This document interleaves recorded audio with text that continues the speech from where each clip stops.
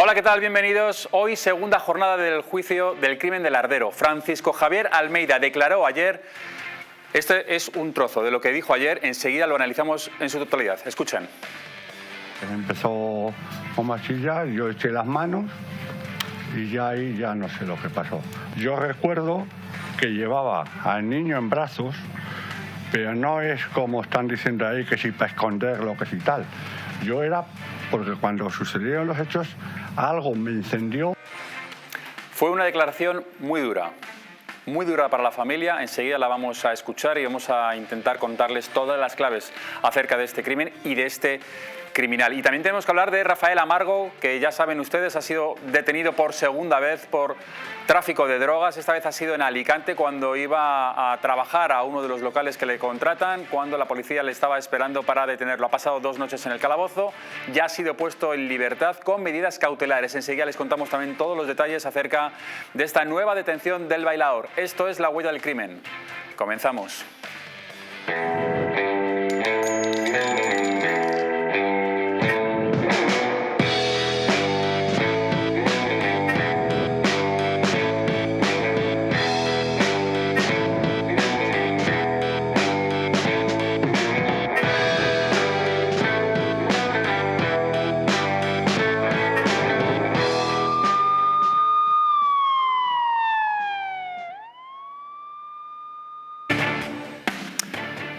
Ahí lo están viendo, ha ocurrido en Tui, más de una veintena de coches incendiados. Ya ha habido una detención, una persona, una mujer, una vecina ha sido detenida, se están investigando la motivación, por qué ha quemado 20 coches, 21 coches en Tui, algunos incluso llegaron a explotar. Enseguida les contamos qué es lo que ha ocurrido y por qué se le ha detenido a esta mujer, a esta vecina de Tui, cuál ha sido su motivación.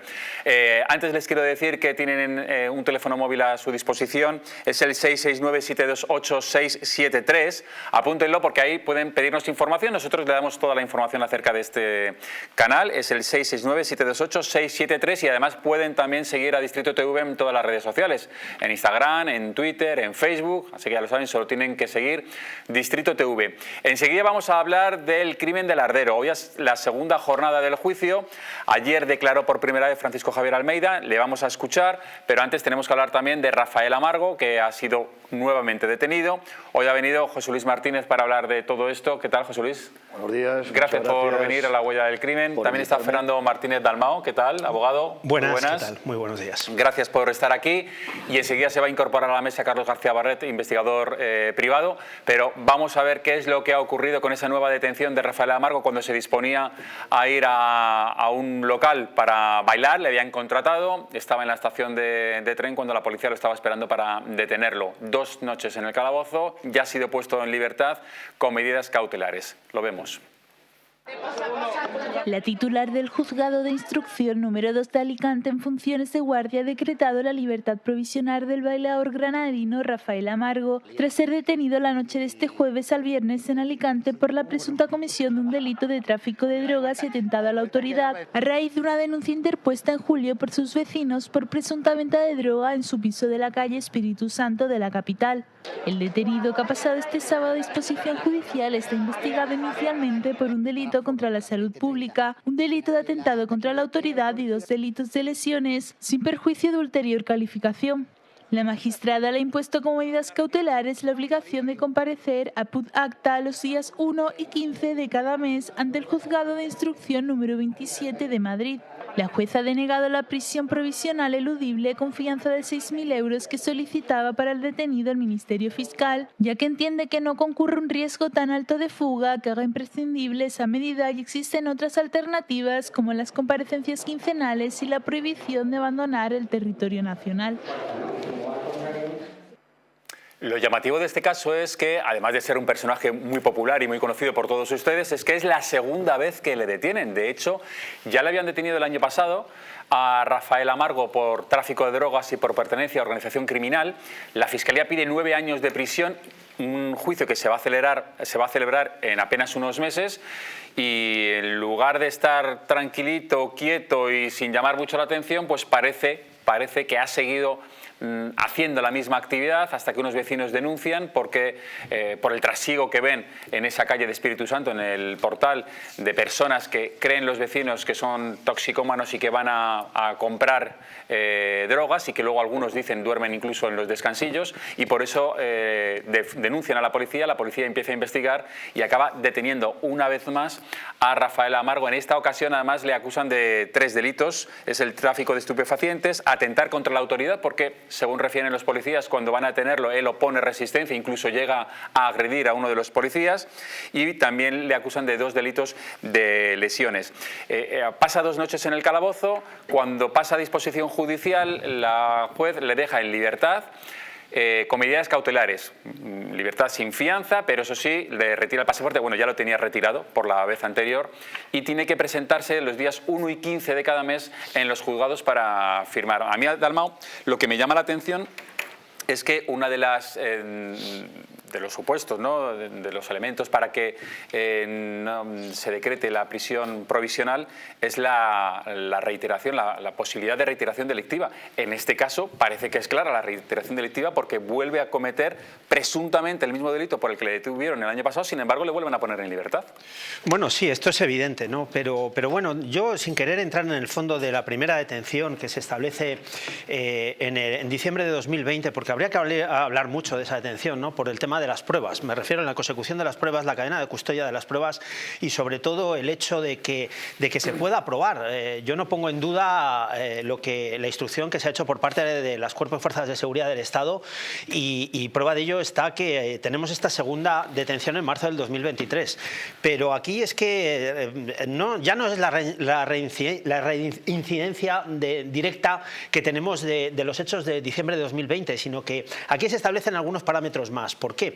Porque aquí ya se establece cierta organización. Aquí hay una vivienda en Tetuán, que es en la calle de La Palma, donde es el origen de todo este foco. Él es meramente transmisor, o dicho de otra manera, o lo que utiliza es el tráfico de estupefacientes directamente a través de 2 viviendas que tiene él en la calle del Espíritu Santo, y perdón, primero en la calle Teruel, el segundo en la calle del Espíritu Santo y Malasaña, y en la calle de La Palma número 4. Entonces aquí realmente lo que nos estamos encontrando es en la connivencia con otras personas, donde se pudiera también investigar el hecho de organización criminal, que en este momento no se plantea. Estoy hablando de la segunda detención. En la segunda detención solo es el tráfico de estupefacientes, el atentado contra la autoridad y 2 delitos de lesiones. 2 delitos de lesiones. Entonces, referente a los delitos que se le están imputando en este momento, como son el tráfico de estupefacientes, es evidente, porque según obra en autos, y lo poco que hemos tenido conocimiento de esos autos, sí especifican claramente cuáles son las pruebas, ¿no? Porque existen pruebas, grabaciones, y existen también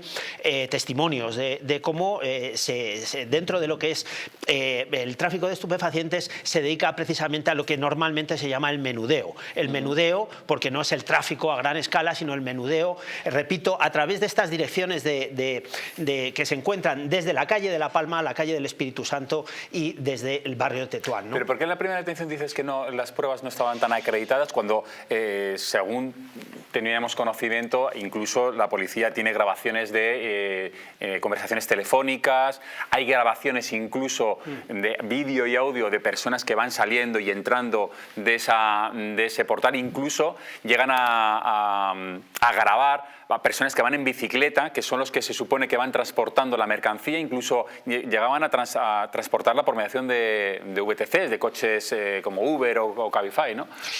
Es que en eso precisamente nos apoyamos tanto en la primera como en la segunda detención, ¿no? Es que estamos entrando en 2 bloques, la de diciembre de 2020 y la de marzo de 2023. En la de diciembre de 2020 lo que no se aprende es la cantidad, de droga, porque él asume que, bueno, pues que él es un consumidor y que, bueno, pues evidentemente por los convenios que tenemos suscritos, que son 2, el convenio de Nueva York de 1961 y el convenio de Viena de 1971, en el cual se dictamina cuál es la cantidad mínima de posesión de la droga para dictaminar cuál es el consumo propio del tráfico, pues evidentemente no se le encuentra, y también se rompe cierta cadena de custodia referente a la consecución de esa. Estoy hablando de la primera, ¿no? De la primera detención. En la primera se encontraron en su casa 100 gramos de metanfetamina, 40 gramos de ketamina, 3 botes de popper, se le interviene 66 o casi 67 gramos de una sustancia identificada como gamma-butirolactona, es decir, que sí que hay diferentes sustancias. En esa ocasión es verdad que no solo se le detiene a Rafael Amargo, sino también a su socio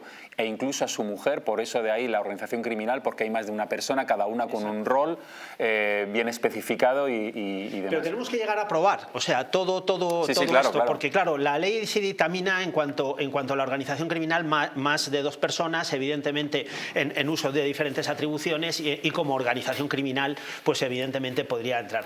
Pero tendríamos que ir a los hechos en concreto. Estoy analizando, no estoy dando mi opinión. Mi opinión es que si pudiera existir organización criminal, si pudiera existir lo que es tráfico de estupefacientes y lo que ha pasado posteriormente en marzo de 2023, donde sí evidentemente hay un delito de lesiones directamente y también además tendríamos un delito de atentado a la autoridad.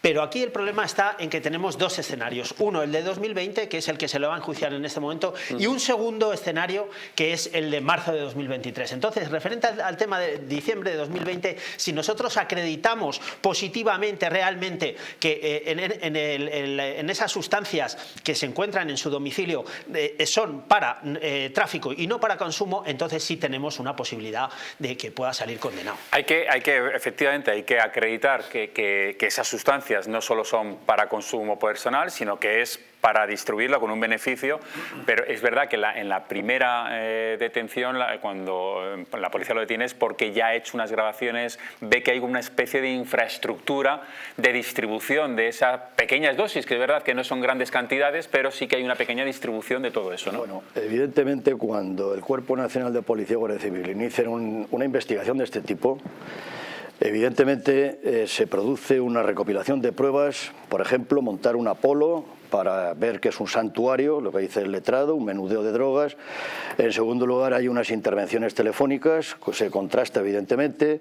Posteriormente hay una entrada y registro en lugar cerrado, en los parámetros que establece nuestra Carta Magna y nuestra Ley de Enjuiciamiento Criminal o Ley Procesal Penal.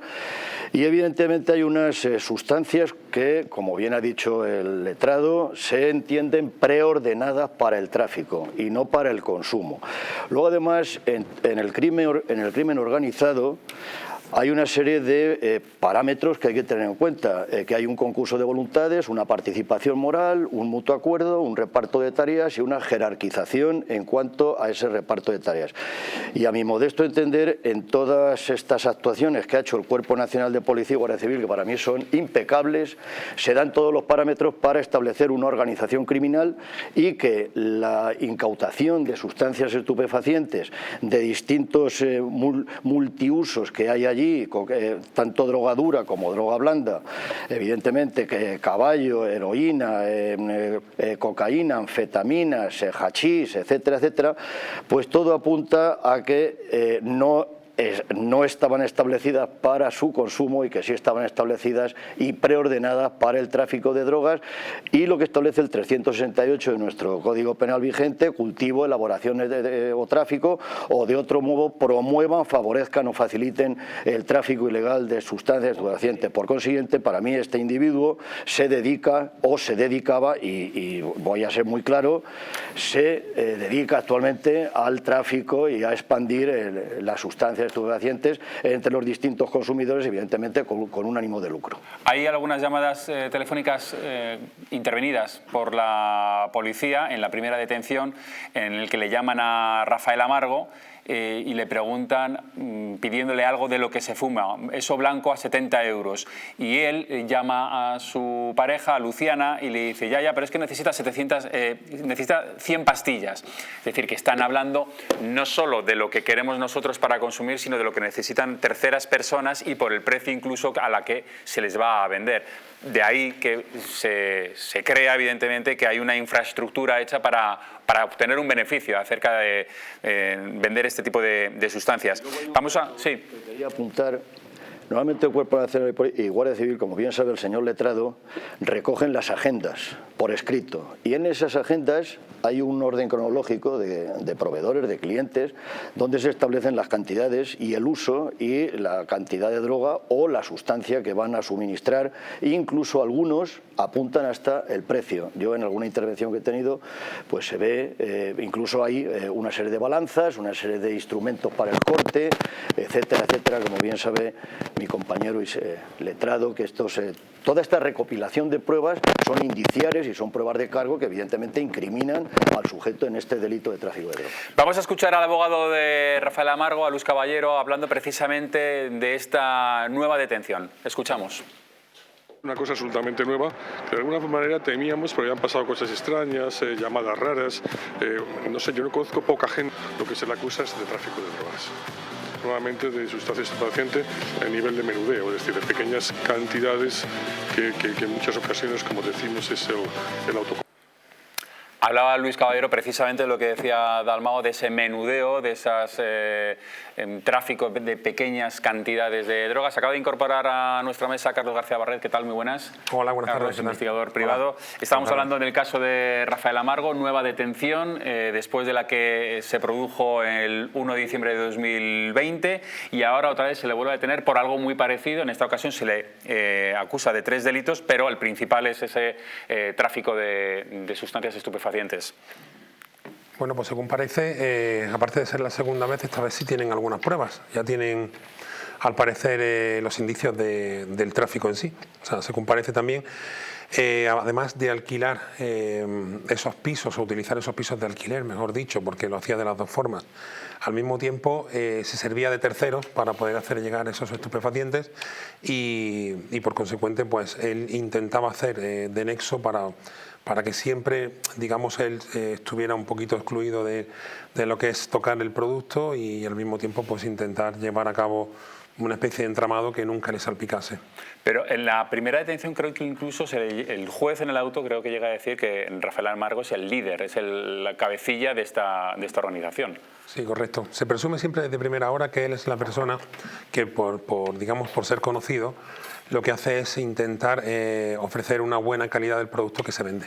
Entonces, desde primera hora se estaba investigando a esta persona porque ya evidentemente es una persona conocida, que sabía que en el mundo que se mueve digamos, de la farándula y de profesionalmente del espectáculo, esta persona lo que hace de primera hora es servir o proveer a sus amigos cuando él lo que alega es que le gusta la fiesta, ¿no? Y que es por un consumo propio. Evidentemente, pues entiendo que es una estrategia que es lícito, pero bueno, en principio ya lo han cogido 2 veces. 2 veces y en esta segunda ocasión, como les decía, ya no solo por el tráfico de estupefacientes, sino también por 2 delitos de lesiones y por un atentado contra la autoridad, porque cuando los policías van a detenerlo, él opone resistencia, llega incluso, según refiere alguno de los agentes, a agredirlos. El abogado de Rafael Amargo, Luis Caballero, hablaba precisamente de ese atentado contra la autoridad. Fue el momento de ayer tan desagradable bajándose del AVE, que esto ha quedado un atentado a la autoridad. Yo considero que atentar a la autoridad, es un criterio mío absolutamente personal, tiene que ir precedido de un ánimo de causar un daño a un policía, a sabiendas de que es un policía y menoscabar su integridad física. Pues le paso la pelota a nuestro abogado, a Fernando Martínez Dalmao. Atentado contra la autoridad, dice Luis Caballero. Hombre, yo creo que para que haya atentado contra la autoridad tienes que saber que esa persona es policía, tienes que saber que le vas a causar un daño, como diciendo, en esta ocasión no parece que eso se haya producido. Bueno, esto es valorativo porque también media un conocimiento de uno de los inspectores o de los subinspectores o de la fuerza que actuó, porque él tiene conocimiento, le reconoce, ¿no?, en la estación, ¿no?, y sabe y le pregunta, ¿no?, y le dice que a qué vienes aquí, ¿no?, o qué está pasando, ¿no? O sea, con lo cual él ya se presupone que ya tiene conocimiento de que los cuerpos de fuerzas de seguridad del Estado están ahí para detenerle. Con lo cual, perdóname, la policía cuando te va a detener lo primero que hace es identificarse. Se identifica, está obligada a identificarse. Vaya de paisano, se tiene que identificar. Somos agentes de la policía, te vamos a detener. Evidentemente, ¿no? Pero yo paralelo al delito de atentado a la autoridad, que para mí sí pudiera existir, evidentemente, porque están actuando en virtud a un procedimiento procedimiento y unos protocolos que existen y además en virtud de sus funciones, como están obligados por nuestra ley, y además reconociendo directamente a la persona en los cuales los delitos, porque él se tira al suelo y él provoca, digamos, algo tumultuario dentro de lo que es la estación, hay 2 delitos de lesiones también a los diferentes agentes que se encuentran en ese momento realizando la operativa, ¿no? Entonces, claro, es evidente, ¿no?, que primero conoce quiénes son las personas, por lo menos uno de ellos conoce perfectamente quién es, y segundo, provoca los delitos de lesiones a estos 2 agentes que en ese momento, porque no tiene por qué mediar el espectáculo tan dantesco que él produce en ese momento para que se produzca una detención. O sea, es una cosa evidente, ¿no? ¿Cómo es, José Luis, el protocolo de una detención? Es decir, cuando van 2 personas, 2 agentes de paisano y van a detener a alguien concreto, ya saben que es Rafael Amargo, que va a aparecer en esa estación de tren, ¿cuál es el protocolo? Cuando yo estudiaba criminología y detective privado, que estuve en la Complutense haciendo, mientras estaba yo en activo, cuando era inspector de policía. Un segundo, José Luis, que creo que hay problemas con el audio, te lo arreglan y enseguida nos lo cuentas. Antes, enseguida te lo arreglan. Carlos García Barret. No se oye bien. No se te oye bien, pero enseguida te lo van a arreglar. Carlos, decíamos, cuando llega a la estación, porque Rafael Amargo iba a hacer un bolo, le habían contratado en un local, además creo que dice que le contratan por 200 euros, es una especie de espectáculo privado que incluso él tiene que llamar y decir, no voy a aparecer, o voy a aparecer más tarde, no voy a aparecer porque me acaban de detener, ¿no? Claro.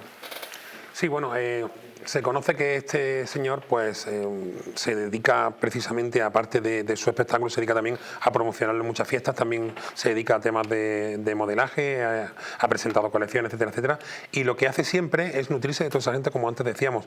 En principio, el operativo que montasen, según él, tienen una inquina y son las mismas personas las que van a buscarlo. O sea, él dice que la misma brigada es la que va a buscarle con las mismas personas y que ya lo conocen. Y que lo que con tiene... las mismas personas que ya lo habían detenido la primera vez en Madrid. Correcto, es lo que dice, que son las mismas personas que le tienen, entre comillas, una inquina, que es un complot que tienen contra él.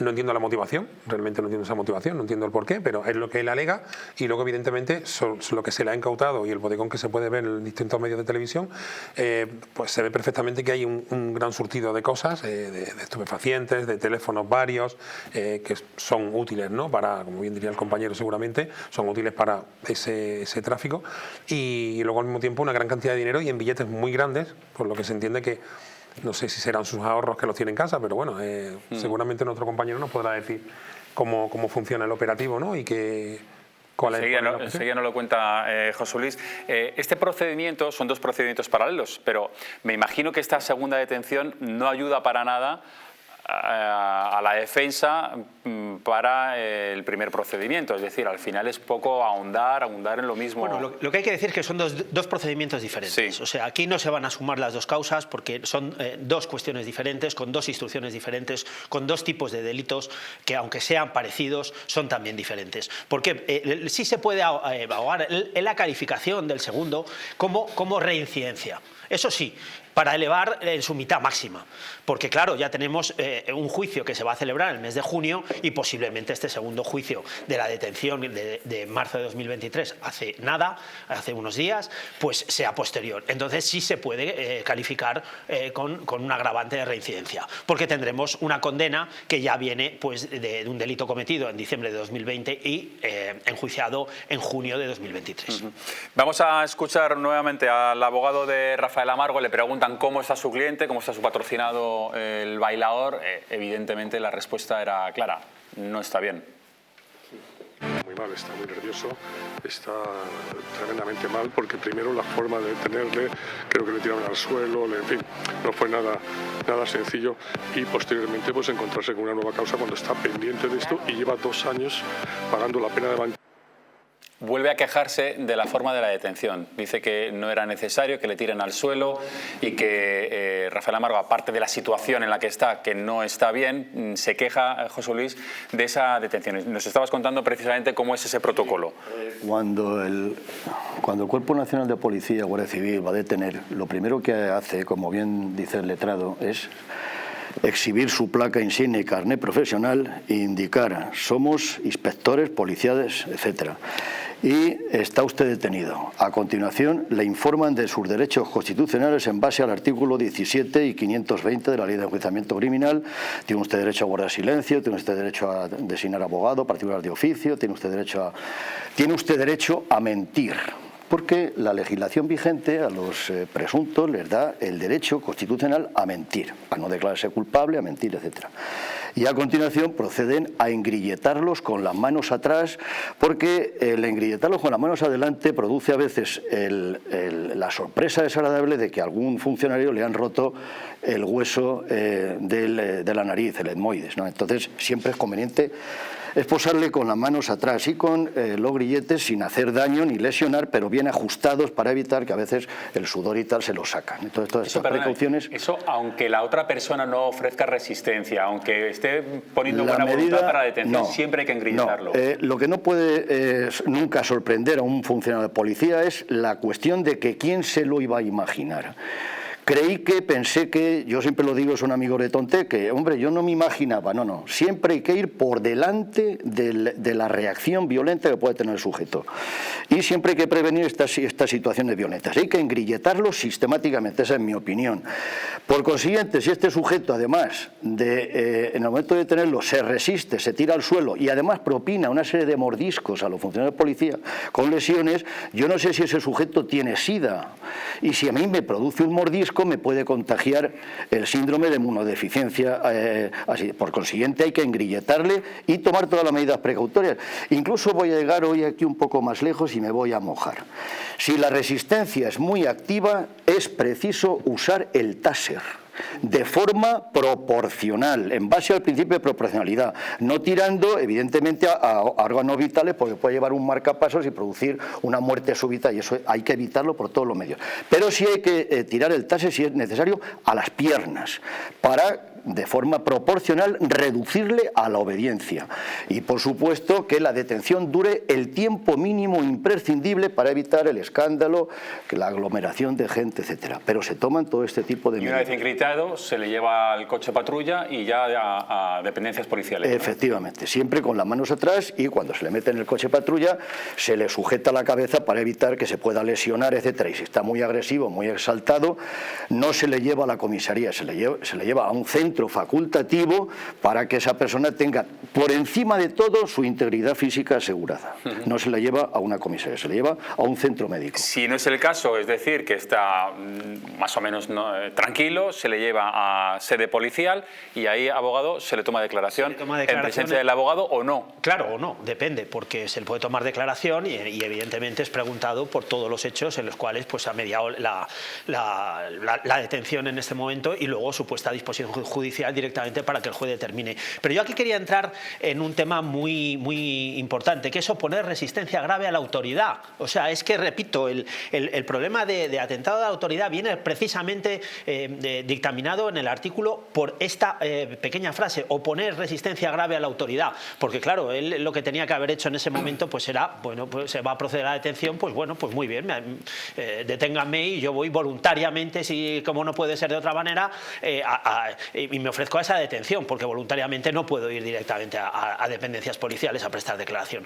Pero es que, repito, no solo eso, sino que lo agrava precisamente con esas lesiones que son los mordiscos, echarse al suelo, etcétera, etcétera, etcétera. Con lo cual, no sé de dónde viene esa sorpresa y no sé de dónde viene, porque la sorpresa acaba cuando él reconoce inmediatamente desde el primer momento a funcionarios de cuerpos de fuerzas de seguridad del Estado. ¿De qué pena estamos hablando? ¿El atentado contra la autoridad? Bueno, aquí estamos, hay dos modalidades, una más grave evidentemente y otra más atenuada, podríamos encontrar, pero directamente contra agentes de la autoridad estamos de 6 meses a 3 años, que es directamente, ¿no? Que viene por nuestro Código Penal del artículo 550 a nuestro artículo 556 recogido, ¿no? Tendríamos que probar en qué grado han sido y cómo han sido con los diferentes partes que presentarán sus compañeros del Cuerpo Nacional de Policía directamente, y además también las imágenes que juegan en este momento un valor probatorio fundamental, porque ahí se va directamente lo que sería el atentado a la autoridad más el delito de lesiones. En el primer procedimiento en el que se va a celebrar el juicio, Carlos, en apenas unos meses, la Fiscalía pide 9 años de prisión, es decir, que no estamos hablando tampoco de nada baladí, es decir, es una pena importante la que pide la Fiscalía, ya no solo por el tráfico, sino por pertenencia a organización criminal, en la que también está su pareja y su socio de espectáculo. Correcto. Pero no es la primera vez, es la segunda vez y la primera estaban exactamente igual. Todo esto viene causado por un operativo que montó la policía, no por como se está hablando, por desavenencias con los vecinos o porque había mucho tóxico, ¿no? ¿En la primera detención o en la segunda? En la primera se le cogió, porque se le cogió Sí. por un operativo que se había montado, el cual le llevó a él. O sea, llegaron a un nombre conocido porque estuvieron persiguiendo las actuaciones de un dominicano del barrio del Tituán. A él era el cabecilla de una organización y al parecer se nutrían de esta persona, de Rafael, para intentar poder llevar a clientes que eran más asiduos, que eran gente de conocidos y tal. Y este operativo se montó en segunda instancia, o sea, la segunda vez ha sido exactamente igual. O sea, se ha buscado a él porque volvía a salir su nombre y porque justamente en el domicilio donde él residía estaban habiendo problemas con toxicómanos que entraban en el portal, creaban unas situaciones muy, muy desagradables al mismo tiempo de inseguridad. Entonces, a raíz de ahí empezó a moverse todo y bueno, volvió a salir. Aquí habría que decir una no cosa se entiende. que me parece muy importante, perdóname, Sí. que es que todo esto se inicia en la calle Teruel 4, que es el distrito de Tetuán, porque es ahí donde él va directamente, con lo cual existe esa posibilidad de reparto de roles, de organización criminal, más de 2 personas, y luego también un grado de cooperación con el resto de las personas. Y luego es distribuida a través de la calle Espíritu Santo 22 y la calle de La Palma 4, con lo cual tenemos una red montada ahí. Sí. Perdón.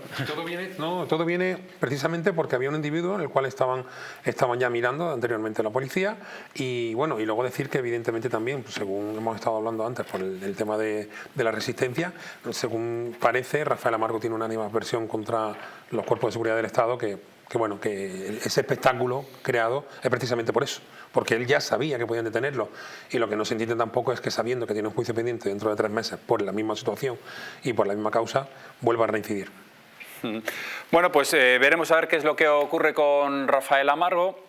Vamos a cambiar de tema, vamos a hablar ahora del crimen de Lardero. ¿Se acuerdan ustedes lo que ocurrió con el pequeño Alex en esa fiesta de Halloween, donde un niño de 9 años, Alex, estaba disfrutando de esa fiesta con su familia, con sus amigos, en una plaza de su barrio, en Lardero?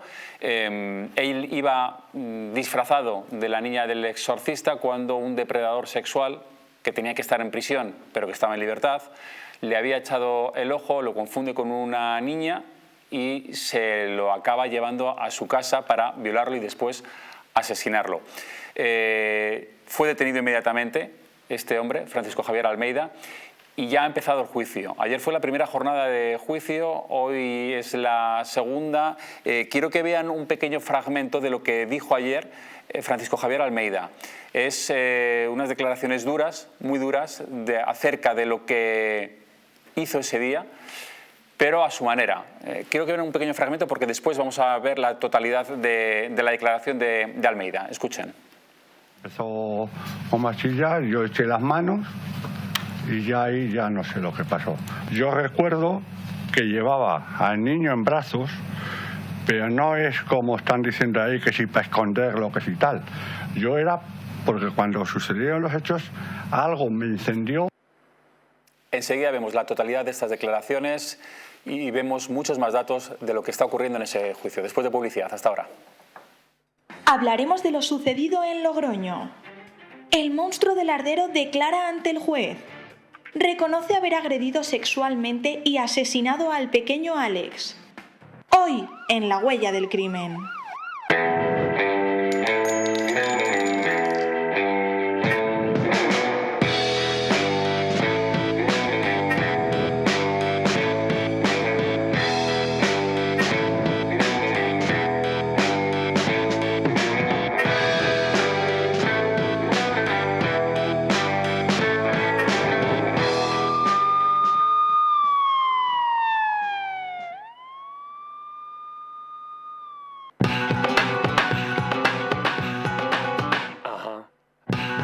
Alexandra de V te descubre la moda que te hace sentir orgulloso de tener sangre española.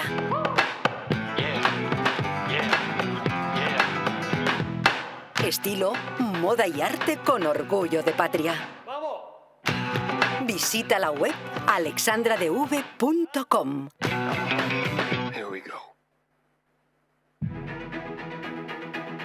Nutrimos las mentes más brillantes.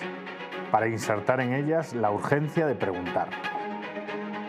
Y es que en hacer las preguntas adecuadas está la posibilidad de recorrer nuevos caminos. La palabra imposible no es parte de nuestro vocabulario. Investigamos, proponemos, transformamos. Aprendemos con una visión global. Esta es la diferencia entre la UFM y cualquier otra. La academia es el vehículo, pero no el destino de lo que hacemos. Estas no son simples palabras. Llevamos 50 años actuando. ¿Tienes alguna pregunta? Llega el antiasfixia. ¿Sabías que en España mueren 1.900 personas al año por asfixia durante un atragantamiento? Más de 5 muertes al día. Estas muertes se pueden evitar. ¿Alguna vez has tenido un atragantamiento o has visto a alguna persona que lo tenga? Ese momento tan angustioso es solucionable de una manera fácil y sencilla. Con el antiasfixias de Protege tu Vida. Tan solo tienes que colocar la boquilla en la persona que se haya atragantado, empujar y tirar hacia arriba. Con eso vamos a sacar ese cuerpo extraño. Si quieres más información, llama al 973 0101 y allí te diremos todo lo que necesitas. Llame ahora al 900-730-101 y consiga el antiasfixia. El antiasfixia protege tu vida. Naturhaus es el mejor método para perder peso de forma saludable y sin pasar hambre. Desde la primera visita, una asesora te enseñará a cambiar tus hábitos hasta alcanzar tu peso perfecto. Lo conseguirás gracias a complementos alimenticios a base de extractos naturales y platos deliciosos. Llame ahora al 918 33 13 35 y le regalamos un test de intolerancia alimentaria o visítanos en Juan Bravo 55 y en naturhaus.es. Apúntate ya en tu centro Naturhaus más cercano y online a través de naturhaus.es. Naturhaus, 30 años de experiencia en nutrición y dietética. Hotel Las Dunas, un lugar mágico en el corazón de la Costa del Sol. En primera línea de mar, situado en un oasis de armonía, tranquilidad, enfocado en la salud y bienestar de nuestros huéspedes. Desconecta del estrés y la monotonía del día a día. Estancias con programas exclusivos y personalizados de salud, rejuvenecimiento y control del peso. Elegancia y bienestar junto al mar, sin renunciar a la actividad y la vida saludable. Descubre Las Dunas Hotel Health and Spa, el más exclusivo de toda la Costa del Sol.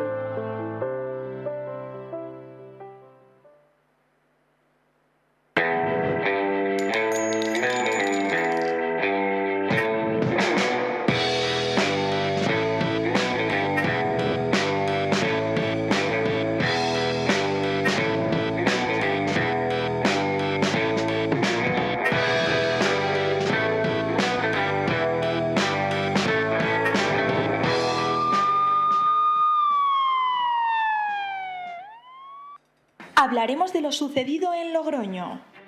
El monstruo del Ardero declara ante el juez. Reconoce haber agredido sexualmente y asesinado al pequeño Alex. Hoy, en La Huella del Crimen. Halloween 2021. Estaba el Ardero celebrando las fiestas de Halloween, todo el mundo disfrazado. La familia de Alex estaba en un centro, un local que habían reservado, justo en una plaza donde está rodeada de edificios. En esa plaza los niños están jugando, todos disfrazados. Hay una persona que ya le conoce el barrio porque ya ha intentado de alguna forma captar a algunos niños. Es Francisco Javier Almeida. Algunos de esos niños les había prometido que si iban a su casa podrían cuidar de sus pajaritos. Muchos niños se lo comentaron eso a sus padres. Hay alguien que nos ha intentado llevar a su casa. Afortunadamente esos niños dijeron que no, tenían miedo. Tanto es así que incluso esta persona, Francisco Javier Almeida, se asomaba a la ventana para observarlos. Se mosquearon tantos algunos niños que le hicieron una fotografía. Esta fotografía, vean, ahí le están viendo. Ahí estaba acechando Francisco Javier Almeida, observando, viendo a los niños que le hicieron esa fotografía porque ya se mosquearon y se la pasaron a sus padres. Bueno, pues esa noche de Halloween intentó primero llevarse a una niña, así lo ha declarado hoy su padre, que es el dueño de ese local donde habían alquilado los padres de Alex para celebrar la fiesta. Hoy ha declarado, ha dicho, primero se intentó llevar a mi hija, como no pudo porque le dijo que no, se llevó ya por la fuerza, cogiéndole del pecho a Alex y se lo llevó a su casa. En su casa, presuntamente lo violó y lo asfixió hasta la muerte. Ayer, en la primera jornada de juicio de este indeseable, él declaró. No había declarado hasta entonces. Ayer sí lo hizo. Y la declaración es muy dura para la familia y para cualquier ser humano normal y corriente. Porque lo que ayer intentó hacer ver este monstruo es que todo lo que hizo con Alex fue de forma voluntaria. Fue consentido por el pequeño, de 9 años. Terrible. Escuchen la declaración de Francisco Javier Almeida.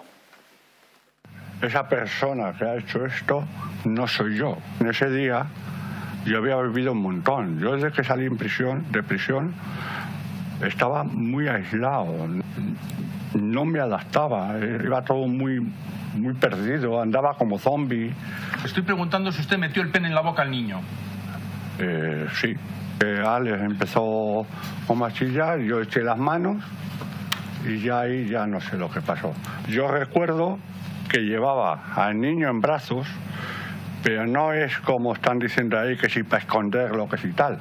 Yo era porque cuando sucedieron los hechos algo me encendió y cogía al niño con el fin de bajar a pedir ayuda o llevarlo al hospital. Solo me acuerdo que le tapé la boca y ahí ya no me acuerdo. Hay un momento que le pregunta al fiscal por qué llevaba los pantalones bajados Alex, que si él lo forzó para bajarle los pantalones, y dice que no, que se los bajó voluntariamente. Un niño de 9 años estamos hablando, que al principio se negó, pero que luego ya, de forma consentida, Alex accedió a sus pretensiones. Siempre suelen decir que el miedo de la víctima hace que se quede congelado, pero una cosa es eso y otra cosa que un niño con 9 años que no tiene un criterio propio, un conocimiento para ese tipo de hechos, no lo entiendo. Este hombre tenemos que saber desde primera hora es un depredador sexual que ya reincide. Él está intentando... Sí, vamos a ver todos los antecedentes de este monstruo, pero fíjate que es que además ya no solo que el miedo de la víctima puede hacer que accedas a cualquier cosa, no, es que Alex tenía moratones en la espalda, tenía sangre en un oído, tenía la mejilla también amoratada, es decir, este tío golpeó a Alex, lo maltrató. Solamente por la complexión que tiene él sobre ese niño, solamente por saber que es un niño estamos hablando de 9 años, o sea, son 9 años de edad. Un niño que evidentemente todavía no tiene la magnitud que puede tener para poder provocar una fuerza a la hora de resistirse, y este hombre aprovecha precisamente eso, aprovecha la superioridad y justamente el contexto donde está. Se ha encerrado en su casa con la total impunidad de que nadie lo va a ver y quizá con una filia, con un deseo que solamente él lo comprende. De hecho, él lo que está intentando hacer es mantener una enajenación mental y decir que estaba bajo los efectos del alcohol incluso, que es lo que su abogado estaba diciendo, ¿no?, en su momento. Pero a mí lo que me llama la atención, porque claro, la Fiscalía, la acusación particular y la acusación popular que la ejerce la asociación Clara Campoamor, piden la prisión permanente revisable. No cabe otra, es que este es del libro, es decir, es que hay una agresión sexual antes de un asesinato, estamos hablando de un niño, es decir, que es que se juntan todos los supuestos para la prisión permanente revisable. Pero sin embargo la defensa está pidiendo la libre absolución porque él no llega a reconocer del todo los hechos y, como dice además Carlos, efectivamente él dice que de las cosas así más escabrosas dice que no se acuerda porque estaba muy borracho, algo que ya lo han desmentido los policías que fueron a detenerlo, porque han declarado y han dicho, desde luego no olía nada a alcohol, no se tambaleaba, estaba en perfectas condiciones. Pero bueno, es una de las estrategias que tiene todo el derecho, evidentemente, a ejercer su abogado, ¿no? Bueno, aquí evidentemente las estrategias de la defensa pueden ser variadas. Lo que sí nos encontramos es con un perfil, aparte de un depredador, un manipulador y una persona que ha mentido y que ha cambiado la verdad muchas veces, porque no hay más que ver cuál es su currículum, ¿no? Su currículum desde el año 97, donde también es directamente condenado por agresión sexual a 7 años de cárcel. Posteriormente, en el 2001, comete evidentemente un crimen directamente con la persona de una chica que trabaja en una inmobiliaria, y que es condenado a 30 años de prisión y más un delito de agresión sexual, porque posteriormente la viola. Y evidentemente por el régimen penitenciario, que luego entraremos a hablar de ello, en contra de la Junta de Tratamiento Penitenciario, luego hablaremos de ello, pues evidentemente este depredador sexual que manipula directamente, intenta manipular esa Junta de Tratamiento Penitenciario, intenta manipular con su buen comportamiento para la consecución de las 3/4 partes de pena, que en este caso le llevaría a una salida de la cárcel, precisamente por el cumplimiento, por una salida provisional de la cárcel, pues comete otro crimen execrable como es la agresión sexual y un asesinato de un niño, una agresión sexual donde le va a llevar a la prisión permanente revisable sin ninguna duda por asesinato y a 15 años por agresión sexual.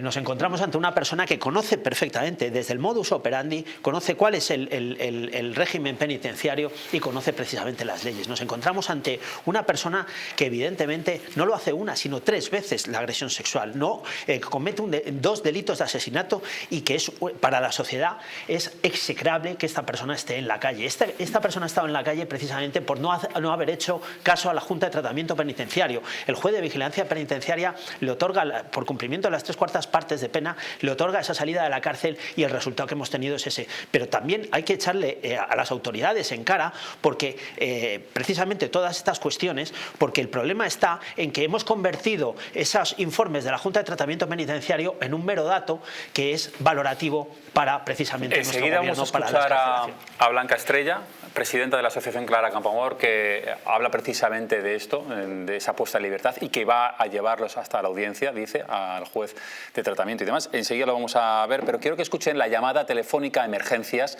de algunos de los vecinos cuando se dan cuenta de que Alex no está.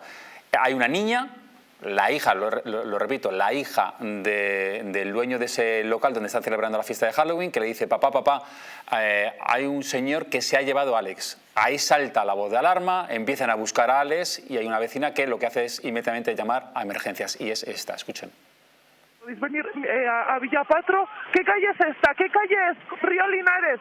Calle Río Linares, ¿qué ha ocurrido? Sí, que un niño había desaparecido y se lo había llevado un señor y lo acaban de encontrar en un portal, pero lo están intentando reanimar. Sí, la ayuda está en camino, ¿vale? Ya estamos movilizando la ambulancia.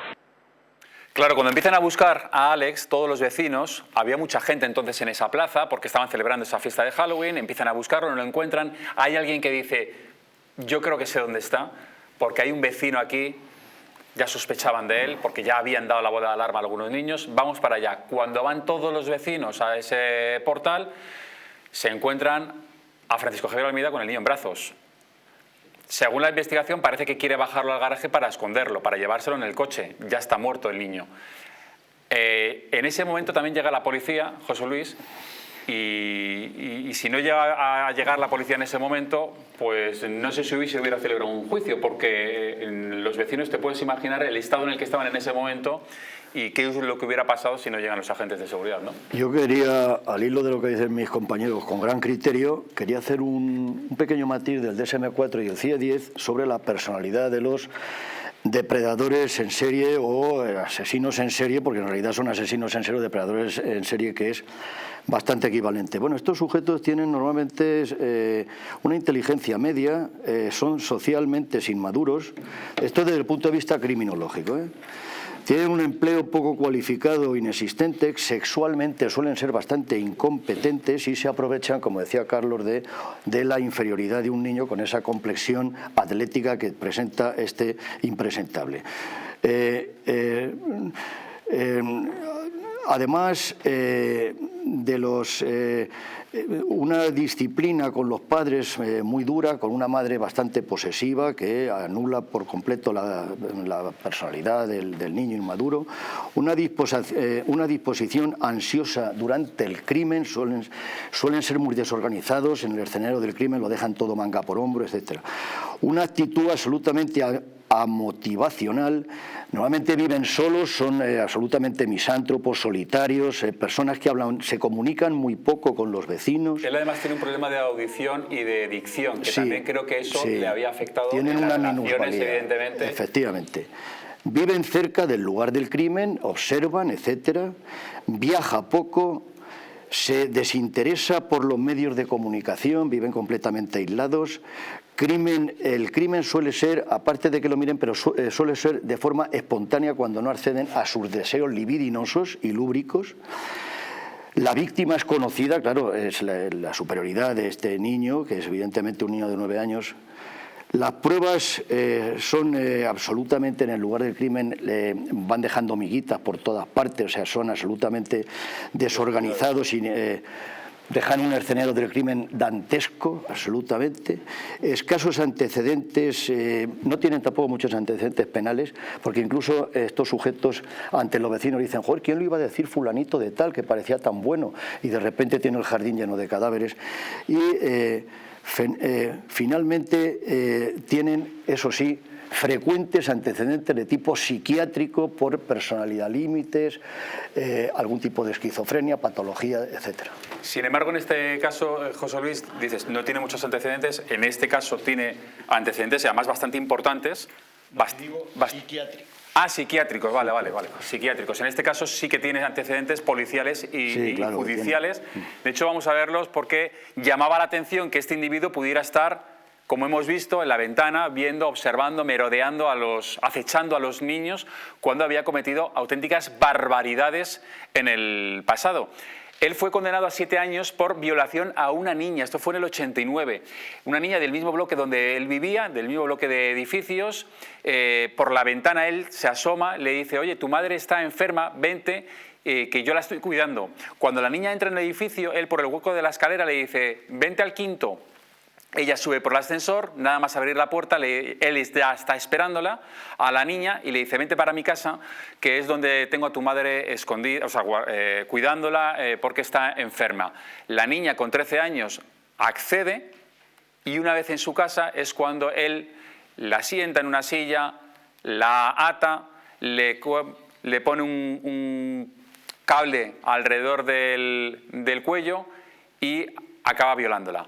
Por eso es condenado a 7 años de violación. Cuando sale, entonces comete el crimen de la inmobiliaria. El crimen de la inmobiliaria, ya saben ustedes, es cuando va a pedir una cita a una inmobiliaria para ver una casa, va con esta mujer, con una comercial, va a esa casa que le está, se supone que enseñando porque le interesa, y entonces es cuando, sin más, la echa contra la cama y le empieza a apuñalar. Y de hecho se masturba eyaculando encima de ella y la mata. Una de esas puñaladas va al corazón. Bueno, pues es condenado a 30 años de prisión por ese crimen. Sin embargo, no cumple esos 30 años. En 2020 sale en libertad. Sale en libertad a pesar de que la Junta de Tratamiento dice que no está rehabilitado. Pero el juez sí que lo pone en libertad. Eso es en 2020 y en 2021, es decir, al año siguiente, cuando todavía tendría que estar entre rejas, como ya está en libertad, es cuando comete el crimen de Alex. Lo secuestra, lo viola y lo mata. Y ahora por eso Blanca Estrella, presidenta de la asociación Clara Campoamor, dice esto que van a escuchar y es: este hombre no tendría que estar en libertad. Vamos a pedir también responsabilidades por aquellas personas que tuvieron el poder de ponerlo en libertad. Lo llevaremos a la audiencia y que lo juzguen. Escuchen a Blanca Estrella. Cuando un juez con un elemento como este decide que tiene buena conducta, vamos a ver, las buenas conductas de violadores, asesinos y pederastas en las cárceles es fantástica, porque no hay ni mujeres, ni niños, ni niñas donde violar o donde matar. Y por lo tanto, su comportamiento no es igual que los ladrones que pueden seguir robando en la cárcel, o los matones. Y entonces, ese director de la cárcel, ese equipo de tratamiento y ese juez que firmó esa sentencia, vamos a llevarles a la Audiencia Nacional como responsabilidad del Estado. El Estado no puede mirar para otro lado. El Estado se ha equivocado. Ha puesto a un peligroso violador y asesino en la calle. Y una cosa es el culpable, que es él, y otra cosa son los responsables, que son todos ellos. Y eso lo vamos a dejar clarito. Está claro, el responsable, el culpable es él. Pero los responsables son también los que le han puesto en libertad, porque este tío tenía que estar en prisión. Este no tenía que haber salido hasta ahora, hasta 2023. Que, ojo, seguramente sale y hubiera hecho algo similar, porque estos no se reinsertan. Eso está de acuerdo siempre todos los expertos. Este tipo de delincuentes nunca se reinsertan, son reincidentes, siempre. Pero claro, oye, una cosa es que al final tienes que ponerlo en libertad porque ya se le ha acabado la pena a la que ha sido condenada, y otra cosa es que le pongan antes de tiempo, cuando además la Junta de Tratamiento te está diciendo no está rehabilitado, no lo pongas en libertad, y aún así le ponen en libertad. ¿Por qué? Bueno, aquí median dos cosas, ¿no? Los informes de esta Junta de Tratamiento Penitenciario, donde deniegan precisamente por el riesgo de reincidencia, no se equivocaban, repito, no se equivocaban. Es evidente, y además con el agravante que ningún depredador sexual evidentemente se reinserta. Esto es, vamos, matemático, esto no cabe la menor duda. ¿Pero por qué le ponen en libertad? Le ponen precisamente por el... dice que no está rehabilitado, ¿por qué le ponen en libertad? ¿Quién tiene la potestad para no hacer caso a ese informe? En amparo al juez de vigilancia penitenciaria y al hecho que, bueno, que está cumpliendo prácticamente los 3/4 partes de condena, que existe por su parte, porque tiene conocimiento además de lo que es el cumplimiento de esa condena dentro de prisión, donde existe un buen comportamiento y donde existen evidentemente unos beneficios penitenciarios que le son aplicados. Pero evidentemente siempre, y es donde debemos de incidir, debe prevalecer por encima de todas estas cuestiones lo que representa el riesgo de reincidencia y lo que la Junta de Tratamiento Penitenciario aconseja, que es no sacarlo a la calle, evidentemente. Cosa que no se escucha, porque repito mi anterior aseveración y la mantengo. Y no la mantengo, sino que reincido sobre ella. Porque muchas de las cuestiones referente a este tema es que se han convertido en menos números cuando resulta que lo que tenemos son depravados sexuales y asesinos que vuelven a cometer. ¿De qué se le puede acusar? ¿Que es una prevaricación o qué? Bueno, aquí tendríamos que ver cuál es porque claro, probar lo que estoy diciendo yo en este momento, que se ha convertido en mero número por la reinserción, por decir que hemos reinsertado por parte del Estado a muchos condenados precisamente por agresión sexual y por asesinato, como es este caso, que es en grado máximo, repito, porque ha sido condenado a 30 años, repito, es que ha sido condenado a 30 años. Él conoce perfectamente, repito, que es una mente maquiavélica, conoce perfectamente lo que es el cumplimiento penitenciario y se acoge a ese cumplimiento penitenciario para que de alguna manera le otorguen, y lo único que media en contra es ese informe de tratamiento penitenciario donde lo desaconseja. Pero como esto se ha convertido en un hecho numérico de decir que hemos reinsertado precisamente a esta gente, se le ha puesto en la calle, y contra eso evidentemente hay que estar siempre frontalmente, porque es el imperio de la ley y el imperio de los derechos y libertades fundamentales de la gente referente a los agresores sexuales y a los asesinos. José Luis. Yo voy a entrar directamente además con una frase que voy a decir. La Ley General Penitenciaria, a mi modesto entender, es una auténtica basura. Es una basura así de claro, porque con este buenismo que tenemos, y después de oír a la señora Rosell, que es magistrada de carrera, decir públicamente que la ley sí no es punitivista, yo le diría a la señora Rosell que punir debe aprenderse del latín, que significa castigar. Y fundamentalmente, aparte de la resocialización, la ley debe castigar y ser ejemplarizante. Y evidentemente no es de recibo, como bien dice el señor letrado, que este sujeto depredador sexual, que es un psicópata de manual, y que evidentemente el psicópata no es un enfermo mental, sino que tiene un trastorno de la personalidad al mal, es un perverso y es irrecuperable, y ese individuo le debe caer la prisión permanente revisable. Y yo apuntaría directamente que en este país hace falta la cadena perpetua para que estos sujetos no salgan nunca en libertad, porque sabemos que cuando salen van a seguir asesinando, y la sociedad no tiene por qué pagar el precio de una sociedad injusta, porque la víctima ni quiere piedad, ni lástima, ni compasión. La víctima lo que quiere es que se le haga justicia dentro del imperio de la ley, como bien decía el señor letrado, y en un estado de derecho. Ajá. Quiere justicia. Precisamente el tío abuelo, que lo están viendo en pantalla, el tío abuelo de Alex, es Gonzalo Martín, hablaba de lo que había ocurrido y de que ojalá esto no vuelva a ocurrir. Decía, todos somos Alex, esto no tiene que volver a pasar. Escuchen. Sí que es cierto que teníamos ganas de que llegaría este día, por lo menos que se haga justicia, a ver cómo se van sucediendo los demás días, y esperemos que este sujeto, pues que le caiga la pena máxima, pena de prisión permanente revisable, más los 15 años por la agresión sexual, y queremos que esto no vuelva a suceder, que por lo menos que Alex, que sea el último, porque Alex somos todos, y lo que voy diciendo siempre en todos los medios de comunicación, ¿no?, que me va tocando, que como este sujeto podía estar en libertad cuando era reincidente, ha dejado ya familiares, ha dejado víctimas derrotadas de por vida, y como este señor podría estar en libertad cuando una junta de tratamiento, el 60% dice que no salga a la calle, el juez instructor le da la libertad provisional, no se le hace ningún seguimiento.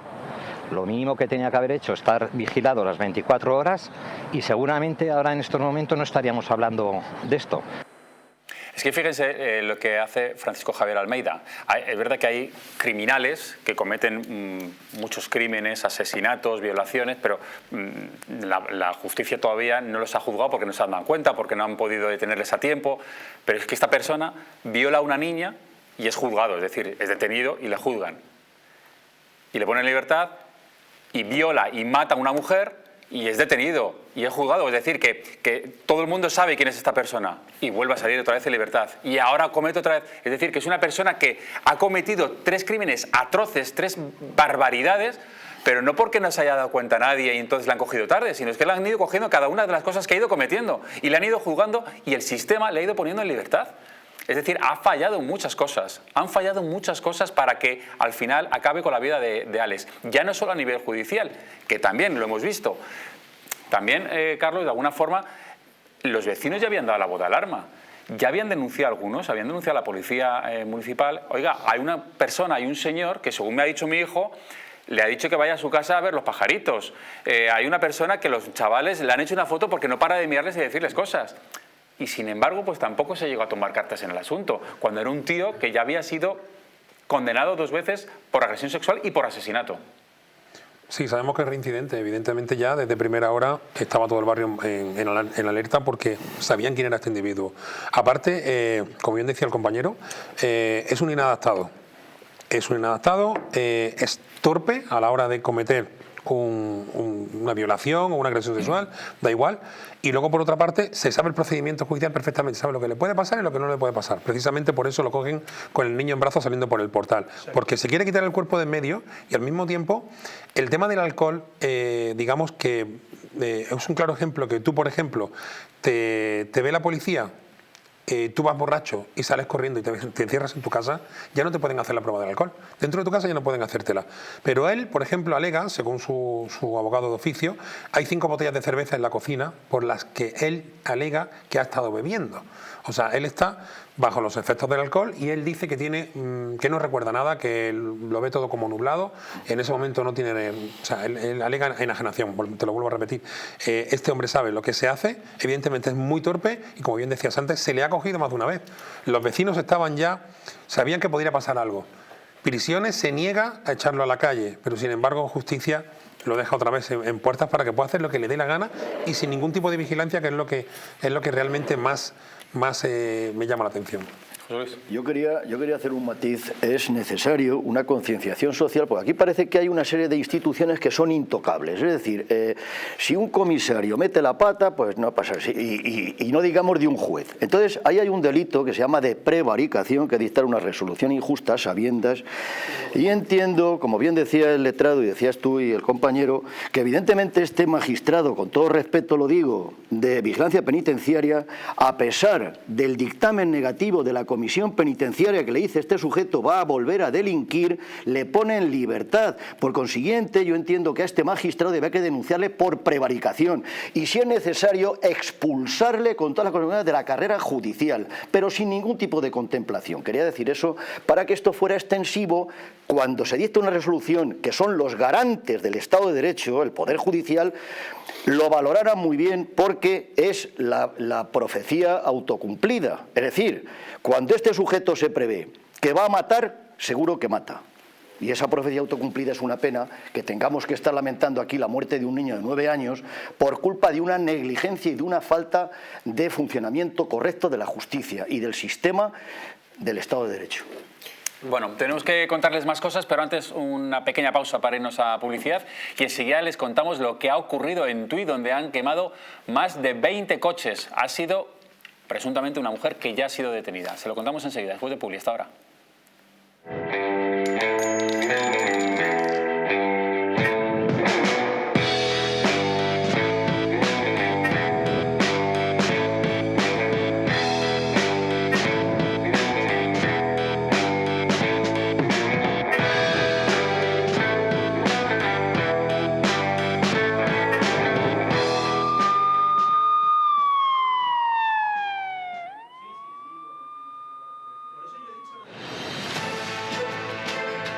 Economics, un programa en Distrito TV donde tendrás acceso a las últimas novedades en mercados, empresa, economía para España y el resto del mundo.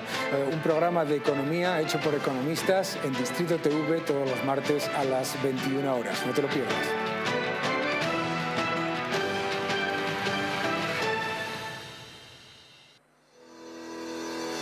En Parafarmacia Mundo Natural encontrarás más de 25.000 productos de las principales marcas, complementos alimenticios, alimentación bio y cosmética natural al mejor precio y con el asesoramiento de un gran equipo. Además, regalo seguro por compras superiores a 70 euros. No lo dudes. Visítanos o haz tu pedido en el 914460000 y en parafarmaciamundonatural.es.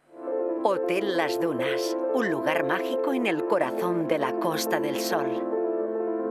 En primera línea de mar, situado en un oasis de armonía, tranquilidad, enfocado en la salud y bienestar de nuestros huéspedes.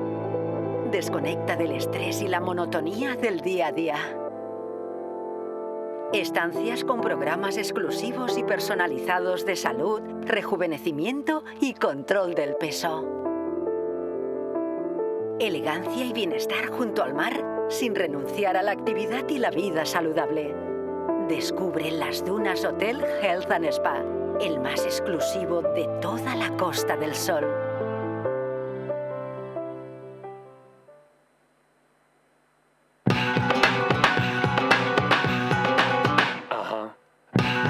Alexandra DV te descubre la moda que te hace sentir orgulloso de tener sangre española.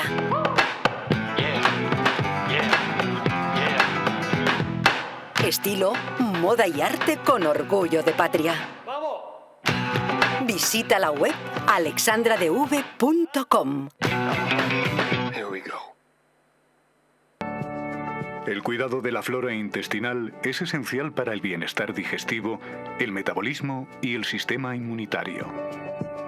La combinación de prebióticos y probióticos de Symbiolin Megaflora, con 2 mezclas estandarizadas de LA5 y BB12, aporta más de 35 billones de microorganismos vivos. Y la vitamina B6 contribuye al metabolismo energético normal. Symbiolin Megaflora, de Mundo Natural.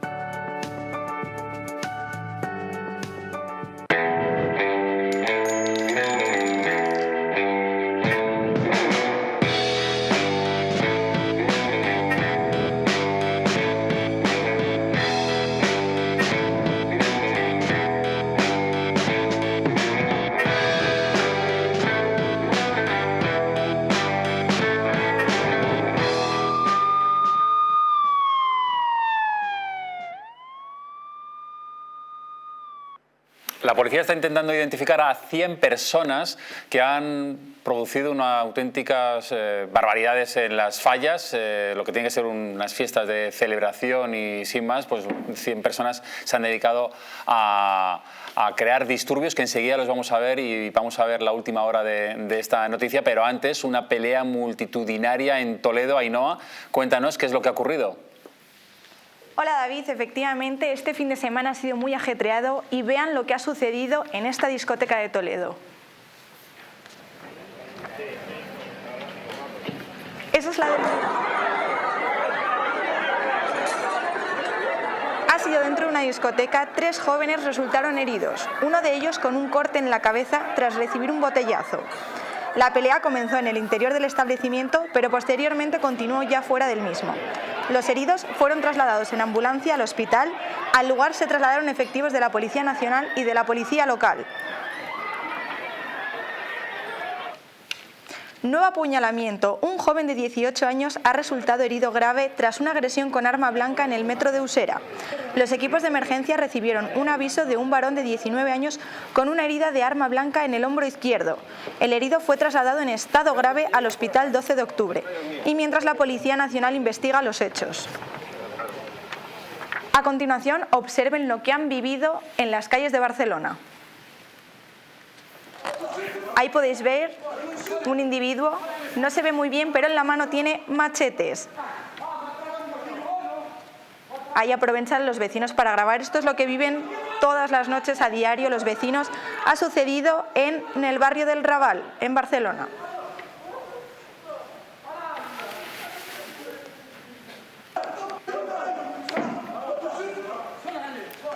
Efectivamente, los vecinos están bastante hartos de vivir esto a diario.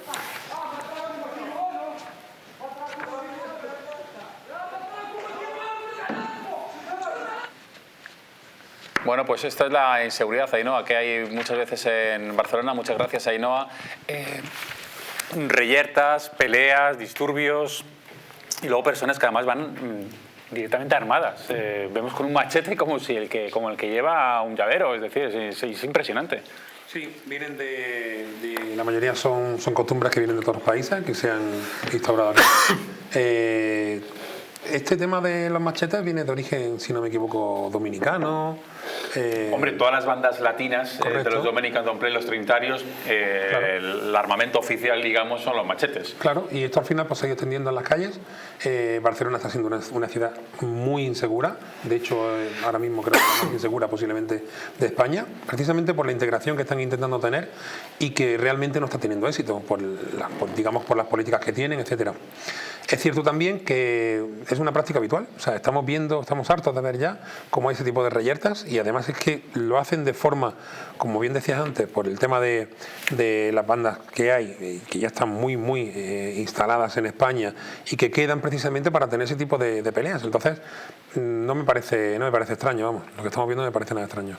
¿Y qué te parece, a ver si te parece extraño lo que ha ocurrido en Eliana, una población valenciana, donde ahora mismo están celebrando fallas, están de fiesta, pero se han producido una serie de disturbios que ha llegado a enfrentar a la policía local, incluso que tuvo que pedir refuerzos de la Guardia Civil contra 100 personas que habían quedado por redes sociales para pegarse, para ajustar cuentas entre algunas bandas y acabaron con imágenes que no sé si las tenemos, creo que sí, ahí lo estamos viendo, con una serie de disturbios que llamaron mucho la atención porque aprovecharon los petardos y todo esto que se emplea en las fallas y en estas fiestas para lanzárselas entre ellos, incluso a las motocicletas que circulaban, a los coches, creando un riesgo importante para las personas, que algunos vieron que corrían incluso peligro su integridad. Ahí lo estamos viendo, fíjense cómo tiran los petardos a las motos que iban apareciendo por ahí. Llamaron a la policía local. Cuando aparece la policía local, lo que se enfrenta es prácticamente a un centenar de personas que los reciben también así, con piedras, con botellas, con petardos, y tuvieron que pedir refuerzos a la Guardia Civil para poder aplacar la agresividad de estas personas. Se está intentando investigar, se está intentando identificar a todas estas personas. Cuando se les identifique, yo no sé a qué es. Bueno, atentado contra la autoridad también, entre otras cosas porque lo reciben con piedras y con botellazos, y yo no sé, porque esto de lo de las peleas tumultuarias y demás, eso sigue siendo también tienen reproche penal, ¿no? Claro, y además es un agravante referente a los hechos que han podido ocurrir si ha habido un atentado, si hay lesiones por parte también, como nos estábamos hablando anteriormente con el tema de Rafael Amargo, ¿no? Si existe atentado, qué tipo de atentado a la autoridad, porque tenemos desde el tipo básico al tipo agravado directamente, en el cual se puede llegar a una condena de prácticamente de 2 a 5 años, ¿no? Luego la utilización de los medios que han utilizado para este tipo de atentado a la autoridad, se han utilizado armas, se han utilizado petardos, se han utilizado, pues yo qué sé, una misma piedra, ¿no? Eso lo hemos visto en múltiples manifestaciones que han ocurrido donde se les ha enjuiciado directamente por atentado de autoridad de un modo agravado por la utilización de los medios que ha sido para la consecución de ese tipo de atentado. Aquí en este caso pues estamos viendo que están tirando petardos, posiblemente alguna piedra, etcétera, etcétera. Todo esto es valorativo y obrará también el preceptivo informe de los cuerpos de fuerzas de seguridad del Estado que intervinieron en ese momento, ¿no? Pero también puede haber un delito de lesiones que va aparejado pues, precisamente al atentado de autoridad y uno posiblemente de daños también. O sea que aquí estamos hablando de un concurso medial de varios delitos y que pudieran ser constitutivos además y calificados en grado máximo por la concurrencia de los mismos, porque no es lo mismo que sea un hecho aislado que una consecución en el tiempo y una mediación en el tiempo de estos delitos para hacerlo de una forma extendida a lo largo del tiempo. Vicente Belvis de Valencia News nos está escuchando, periodista. ¿Qué tal, Vicente? Muy buenas. Hola, muy buenos días, David. Muy buenas tardes. Vicente, cuéntanos qué es lo que ocurrió. ¿Habían quedado estas personas para ajustar cuentas? ¿Estaban de botellón? ¿Qué es lo que sucede para que luego cuando llegue la policía los reciban de esta forma?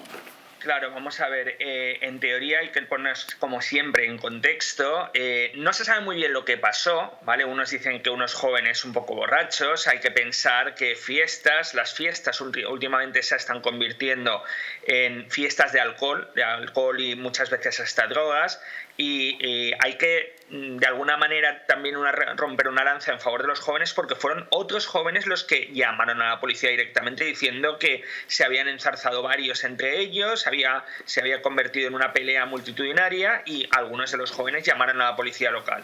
Cuando llegó, recordemos, en La Eliana, es un pueblo cerca de Valencia, unos 30 kilómetros aproximadamente, fuera del área metropolitana de Valencia. Cuando llega la policía los reciben con piedras y con artefactos, bueno, son fallas, pues con pirotecnia, y repelen, por decirlo de alguna manera, a los propios agentes de policía local, que se ven obligados a llamar a la Guardia Civil, y aquello se convierte pues entre piedras, artefactos pirotécnicos, alcohol, pues lo que ya sabemos, ¿no? ¿Y se ha identificado ya a alguien o todavía está la investigación? Me imagino, evidentemente estará abierta, pero ¿ya se ha identificado a alguna de las personas? De toda la provincia, incluso algunas de Castellón y Alicante. Con lo cual, digamos, es la tormenta un poco perfecta. Aquí yo quiero abrir, como siempre, una pequeña reflexión, si me dejas. Claro. Vale, vamos a ver. Primero, era la tormenta perfecta porque lo que está pasando últimamente es que estamos muy escasos los ayuntamientos de policía local. Después de la pandemia se han jubilado. Estamos viendo como aquella hornada de funcionarios y de policías que entraron en la primera época de democracia prácticamente se están jubilando. Entonces estamos teniendo grandes problemas porque no se están cubriendo. Pero además no se envían policías nacionales suficientes.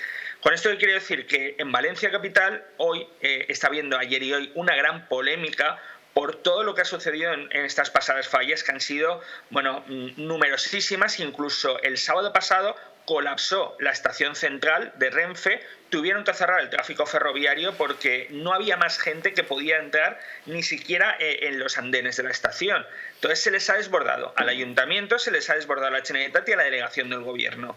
Pero el problema es que, ¿qué han hecho? Coger efectivos de Policía Nacional de los pueblos para traerlos a la capital, dejando desprotegidos a los pueblos cuando también hay en cerca de 60-70 poblaciones fallas también, con los problemas que ello conlleva. Entonces se está, por una parte, diciendo que hay que repensar esta fiesta porque hay mucha gente, las fiestas en toda España se están convirtiendo en megabotellones y eso lo queremos impedir mucha gente. Yo mismo soy fallero de una comisión de Cullera y no lo permitimos o intentamos luchar contra ello, pero además quiero abrir otra vía. La segunda vía es, ojo, recordemos que en noviembre, lo tengo aquí apuntado, el 2022, nacionalidades. Entonces esto se nos ha desbordado y el tema de la seguridad ciudadana se ha desbordado, sobre todo en Valencia capital y en el área metropolitana, con lo cual, por desgracia, no será difícil seguir viendo estas actuaciones cada vez más violentas y como donde hay patrón no manda marinero, como bien dice el dicho español, cuando no hay policía, no hay vigilancia y no hay control, pues suceden estas cosas. Pues ojalá que se busque una solución, porque la verdad es que este tipo de fiestas que son muy buenas para las ciudades, para los pueblos, porque trae mucha gente, luego trae también mucha riqueza, pero claro, hay que hacerlo evidentemente con un orden y siempre poniendo todas las medidas para que no ocurran este tipo de hechos. Vicente, muchas gracias. Pues nada, simplemente deciros que lo que no es entendible es que fin de semana Valencia capital, en Madrid festivo, se esperaban cerca de 2 millones de personas. Al final, una ciudad que al final es una ciudad pequeña, Valencia capital, que son 700.000 habitantes, y el área metropolitana es 1,5 millones de personas, al final han acogido a cerca de 10 millones de personas. El problema es que ninguna de las autoridades, ni la local, ni la autonómica, ni la nacional, han hecho ninguna previsión y se ha desbordado completamente. La imagen de la ciudad ha sido pésima, pero eso se ha trasladado a todas las poblaciones de alrededor de Valencia, a unos 40-50 kilómetros, que también celebran fallas. Esperemos abrir un debate, una reflexión, y sobre todo que las autoridades piensen, cuando hay una fiesta, me da igual que sea en Valencia, que sea en Bilbao, que sea en Madrid o en Sevilla, hay que poner medios. Ojalá que se tomen medidas. Gracias, Vicente. Un abrazo. Gracias a ti, David. Un abrazo a vosotros. Hasta luego. Un abrazo, José Luis. Quería hacer una reflexión al hilo de lo que estamos comentando. Yo creo que tanto las redes sociales como los videojuegos en estas situaciones crean un daño enorme, porque se reúnen los jóvenes para pegarse, las graban con los teléfonos y las hacen virales como una categorización de la violencia, socializando esa violencia entre jóvenes, entre bandas, etc. Por otra parte, esta dejación de funciones y este atentado al principio de autoridad parece que va conexo con el régimen político de las comunidades autónomas. Y lo voy a decir con toda claridad, parece que en Cataluña y en Valencia, cuyos regímenes, no voy a decir aquí los que son, pero ya lo sabemos, hay una dejación de funciones y una escasez de policía. De hecho, en Cataluña, el Cuerpo Nacional de Policía y la Guardia Civil la han expulsado, al igual que del País Vasco. Esto origina una inseguridad ciudadana que va en aumento. Y si esto no se toman medidas en los próximos tiempos, etcétera, pues va a originar graves problemas. Bueno, pues nada, ojalá, muy brevemente. Muy brevemente, sí. Aquí podríamos estar, evidentemente suscribo totalmente a las palabras, desde la riña tumultuaria a las lesiones, a más un delito de daños, más un delito de atentado a la autoridad. Ojo, estamos hablando de riña tumultuaria, el artículo 154 de nuestro Código Penal, atentado a la autoridad, lesiones y evidentemente se ha habido daños. Sí, nos falta. Esto no fue como se está diciendo, que estaban esperando realmente, y ellos mismos fueron los que llamaron a la policía para poder tender una trampa. O sea, se crearon unas expectativas de una pelea entre una banda y otra, que no es banda, pero una rivalidad entre dos grupos, y cuando se vieron entre ellos que ya, digamos que los causantes de esa pelea llamaron a la policía para, cuando viniesen, o sea, esos grupos rivales, que se suponía que eran rivales, se unen para... No se unen, pero uno de esos grupos llama a la policía para decir, cuando vengan, vamos a tirarle piedras y vamos a tirarle una actitud los petardos. Entonces, ya estaba correcto, ya estaba preparado. De hecho, el jefe de la policía local lo dice, es que fueron ellos mismos los que nos llamaron, como que habían problemas y eran ellos los que causaron los problemas, y nos llamaron a nosotros para luego intentar agredirnos a nosotros. O sea, es que es como... Lo hicieron por diversión, para que me entiendan. Bueno, vamos a ver qué es lo que ha ocurrido en Tui, cuando de repente, durante la noche, acaban ardiendo más de 20 coches. Los vecinos no daban crédito cuando ven que sus coches estaban ardiendo, además unos tras otros, algunos incluso llegaban a explotar. Ya ha habido una detención y es sorpresa de todos ellos. Una de las personas que estaban ahí, una de las vecinas de Tui, que se quejaba incluso ante los medios de comunicación por lo que había ocurrido, pues al parecer ella ha podido ser la autora. Vean. Un total de 21 coches han ardido en la madrugada de este lunes en la localidad pontevedresa de Tui, al registrarse al menos 6 puntos de fuego en diferentes zonas del casco histórico de la ciudad. Así lo han vivido los vecinos, que siguen conmocionados por el suceso. Bajé abajo, ya estaba el coche completamente ardiendo, ya empiezo a escuchar y a mirar más fuego y más explosiones, y ya a la calle de arriba más coches, y a medida que iba llegando gente ya nos iban diciendo que por todas las calles de Tui había un montón de coches ardiendo. Vivo ahí en la calle esa de abajo, estaba viendo una película y cuidadito, pensaba que estaba ardiendo una casa. No puedo ir aquí. Escuchamos petardazos y empezó a llamar la vecina sobre las 3 de la mañana y nada, salimos, ya estaban todos los coches calcinados. El mío estaba aquí en la Plaza de la Armada, junto con otros aparcados, y ya se quedó, ya están todos. Fue minutos antes de las 4 de la mañana cuando se tuvo constancia del primer fuego, alertando de inmediato a los servicios de emergencias. Recibimos una llamada en torno a las 3:40 de la madrugada, informándonos de un principio de 3 coches ardiendo. Efectivamente, a nuestra llegada había no solo 3 coches ardiendo, sino que había además otros 4 o 5 puntos de incendio de varios vehículos cada uno. A partir de ahí, se comenzó a recibir un goteo constante de llamadas desde diferentes calles del Casco Viejo, describiendo un escenario similar. Entonces tuvimos que avisar a más medios porque no éramos suficientes y poco a poco ir extinguiendo según la urgencia, ir extinguiendo por prioridad, ¿no? Tras apagar los fuegos, ahora son los agentes de la policía local y de la Guardia Civil los que recogen información para extraer las conclusiones de lo que pudo haber ocurrido. Desde el gobierno local han pedido colaboración ciudadana para poder encontrar al culpable o culpables de causar estos incendios. Parece que ya lo han encontrado, o por lo menos eso cree la Guardia Civil. Había diferentes focos distribuidos por la ciudad, es decir, que no solo esos 20 coches estaban todos en un lugar determinado, sino que había más focos de incendios y se había utilizado acelerante. Solo tuvieron que ver las cámaras de seguridad que hay por todas las ciudades, es decir, vieron las cámaras de donde estaban algunos de esos focos y vieron a la persona incendiando los coches. La sorpresa es que esa persona no estaba escondida, ni mucho menos, ni había huido, no, estaba ahí todavía, era una de las testigos, viendo los incendios e incluso atendiendo a los medios de comunicación diciendo esto es una barbaridad, esto parece la guerra, se estaban derritiendo los coches. Y había sido ella, presuntamente. La llevaron a la comandancia y hoy, a lo largo del día, pasará a disposición judicial. La motivación no está todavía muy clara. Hay quien apunta que pueda ser ajuste de cuentas con algunos familiares. Hay quien dice que podría tener algún trastorno psicológico.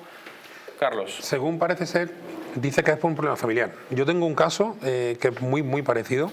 Y lo que me gustaría saber es si esta mujer realmente es pirómana o no, si realmente tiene una enfermedad, que sabe nuestro compañero abogado podría decir perfectamente cuáles serían quizás los atenuantes, ¿no? Y en este caso pues también es cierto que se presume y creo que esta mujer, si ha hecho que hayan varios conatos de incendio, es porque evidentemente quería jugar al despiste. O sea, yo quiero que parezca otra cosa porque realmente si le prendo fuego solamente al coche de mi familia, de mis familiares, evidentemente no tengo por qué perjudicar a los demás, pero si desvío la atención, posiblemente sea así. Y yo creo que es muy posible que fuese una de las causas que ella quemase los coches. Pero muy pueril todo, ¿no? Es decir, quemar un coche en la calle, sabes que hay cámaras por todos lados, además era en el sitio turístico, porque era el barrio, digamos, en el centro de la ciudad, que hay cámaras por todos lados, sabes que te van a pillar, es decir, que no es difícil. Yo me imagino que no habrá sido difícil para la Guardia Civil haber dado con esta mujer. De hecho, ha sido unas cuantas horas y la han detenido. Claro. No, yo quería apuntar unos rasgos de personalidad de los pirómanos. Tienen escasas habilidades sociales, son inadaptados socialmente, tienen una baja autoestima, tienen una personalidad límite, son lo que llaman los anglosajones sociópatas, un odio endémico socialmente y un cociente intelectual medio bajo. En síntesis. Fernando, ¿a qué se puede enfrentar esta mujer? Bueno, evidentemente a un delito de daños y además agravado por la cantidad de coches que ha quemado, y posiblemente estábamos hablando de la atenuación de precisamente esta pena por el hecho en sí mismo de que nos podemos encontrar un atenuante aquí que sería valorativo en cualquier caso de trastorno mental, ¿no? Claro, una patología que habría que probarlo por parte de su defensa y que podría ser uno de los atenuantes, pero evidentemente un delito de daños, eso es evidente, agravado por la cantidad de coches que ha quemado y por los daños producidos, ¿no? Que se exceden además en... Pero compañero, eso habrá que acreditarlo con el psiquiatra forense, que acredite el grado de minusvalía psíquica. Informes psiquiátricos y media y luego una cosa muy importante que evidentemente también es valorativo en grado máximo, que es cómo ha cometido esa acción, porque tú puedes tener ese trastorno mental que es un atenuante, pero evidentemente tu acción que has cometido ha sido planificada, ejecutada y pensada de una forma racional. Ojo. Y luego las víctimas podrán recuperar. ¿Quién se hace cargo de todo? ¿Los seguros de cada persona? Bueno, ahí evidentemente es difícil, porque evidentemente estamos hablando de que todo delito penal conlleva una responsabilidad civil, y si esta persona no tiene bienes y no tiene capacidad civil para de alguna manera hacerse cargo de estos daños, pues prácticamente, como no sea el seguro que lo tenga ex professo, cuestión que los seguros no lo tienen ex professo por el tema de coches, porque no se da el caso, evidentemente, el consorcio de compensación, el consorcio de seguros en último término. Yo como detective he investigado varios casos de incendios a bienes, entre ellos coches, y al final acaban en el consorcio porque se dan por insolventes y no hay nada que rascar ahí. Exactamente. No hay nada que hacer. Bueno, pues nada, raro el hecho. Veremos que a ver qué es lo que declara esta mujer, cuál ha sido su motivación, por qué ha hecho este hecho de incendiar 21 coches en Tui. Gracias, José Luis, gracias, Carlos, gracias, Fernando, por estar aquí. Gracias a ustedes también por estar un día más en La Huella del Crimen. Mañana volvemos, como siempre. Les esperamos. Hasta entonces, hasta mañana.